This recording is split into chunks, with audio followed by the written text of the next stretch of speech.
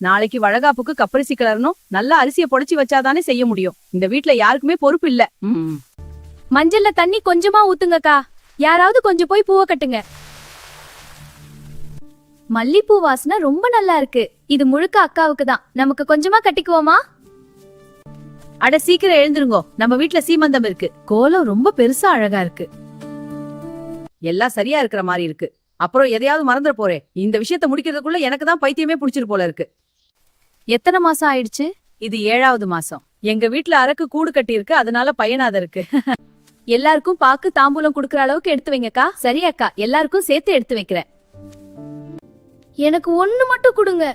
3 எடுத்துட்டே ஓடுற அத்தை. இது ரொம்ப இனிப்பா இருக்கு, சாப்பிடு. முதல்ல இந்த மாமன் வீட்டு தங்க காப்பு போட்டுக்கோ. உள்ள போய் அலங்காரம் பண்ணிட்டு சீக்கிரம் வா. பாட்டி, நான் ரெடி ஆகிட்டே. கொஞ்சம் இருமா, உங்க அண்ணிய வர சொல்றேன்.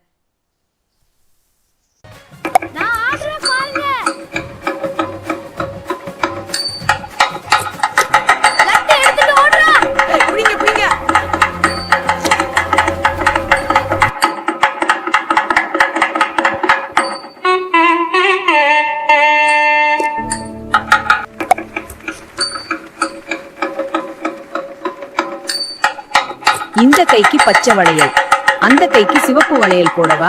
சரி பாட்டி.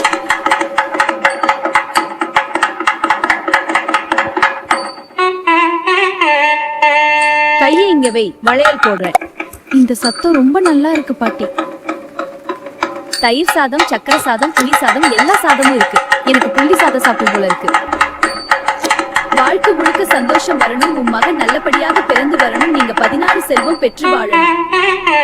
எல்லாரும் வாங்கோ, தாம்பூலம் வாங்குங்க. இது எங்களோட சிறிய பரிசு. வாங்கம்மா. என்ன ஆசீர்வாதம் பண்ணுங்க தாத்தா. 100 ஆண்டுகள் வாழ்க.